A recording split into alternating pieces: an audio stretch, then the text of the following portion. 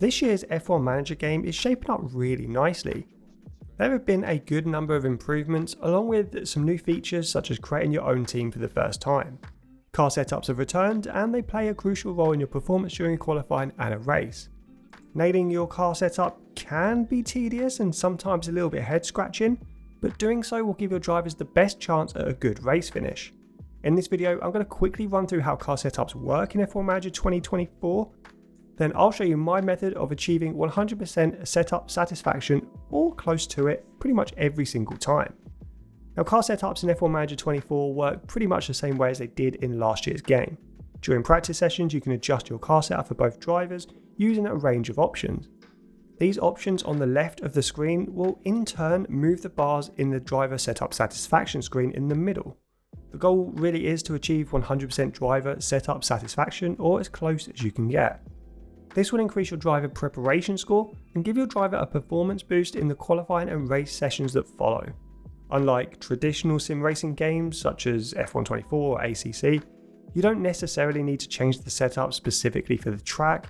Racing at Monza, for example, doesn't mean you need to have low front and rear wings. Instead, think of this as more of a mini game that you have to try and move the 5 bars to achieve the optimal driver feedback. In this year's F1 Manager game, there are 5 parts of your car setup that can be adjusted. You've got the front wing, the rear wing, anti-roll distribution, tyre camber and the toe out. Each part of the car setup does affect the bars in the centre of the screen in different ways. For example, adjusting the rear wing has the largest impact on your car setup, whereas the toe out is a great way to fine-tune the braking stability and cornering. On screen now, you'll see what each setup option changes. The plus will increase the attribute and the minus will lower it. Now, as mentioned, the goal with car setups is to get your driver setup satisfaction as close to 100% as possible for the biggest performance boost. Moving the car setup values on the left of the screen, adjust the graph in the centre. There are a few different parts of this graph that we need to understand.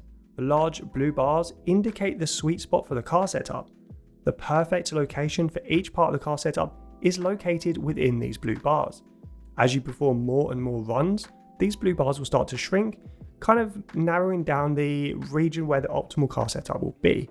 This will make it harder to fine-tune your car setup and keep the lines within the blue bars, and it will require you to tweak various parts of your car setup to do so.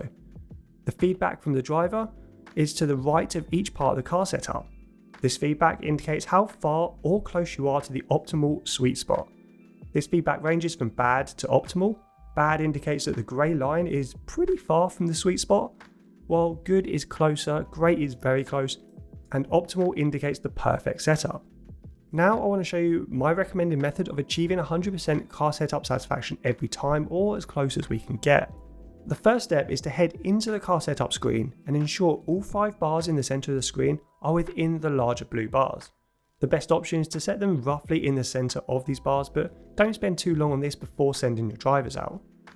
When you get around to sending the drivers out, you should set them off with a long first stint. This is one of my top tips at F1 Manager 24. The longer the practice stints, the quicker the track acclimatization will increase, which is another critical factor in improving your driver prep score. I normally opt for around 20 to 25 lap stints on harder tyres, but you can go longer if you want a bigger boost to your track acclimatization. In the driving options, I normally lower the pace mode and fuel usage, and this makes the driver drive slightly more efficiently, putting less wear through the car components.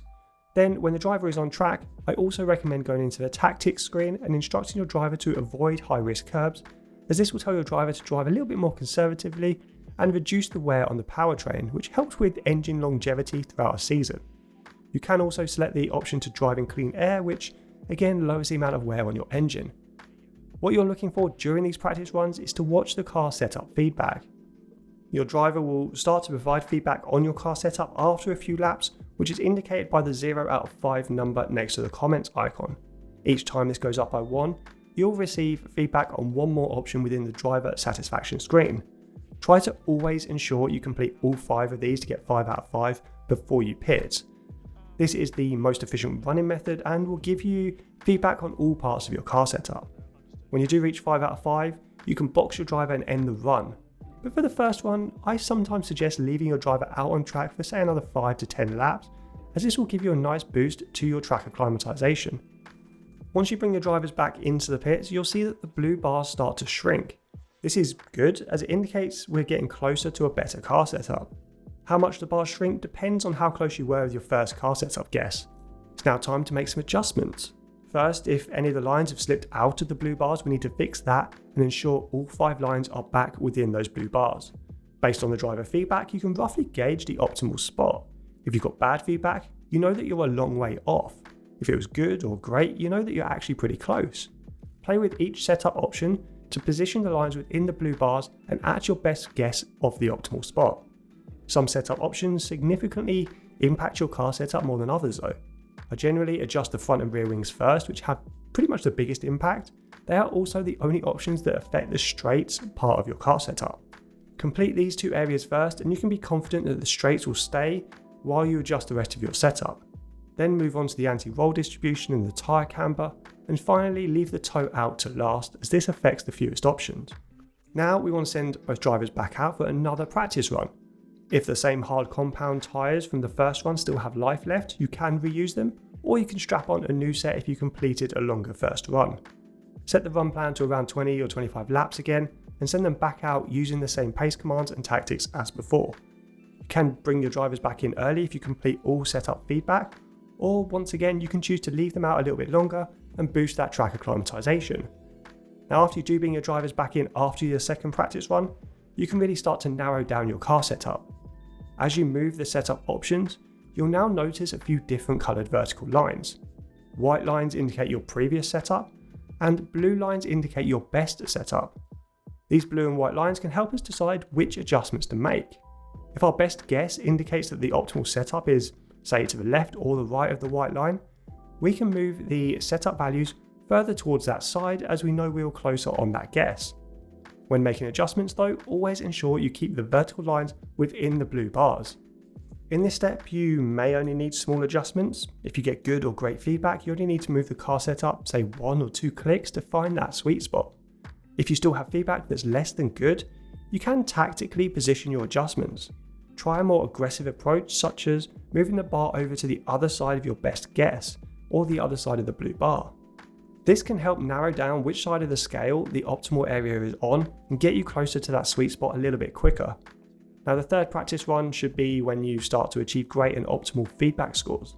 Once again, opt for 20 laps for your minimum and follow our plan of low pace and safe tactics to preserve the car. At this stage, both drivers' track acclimatization should be getting pretty good, so wait until you get all 5 setup feedback comments and box both drivers.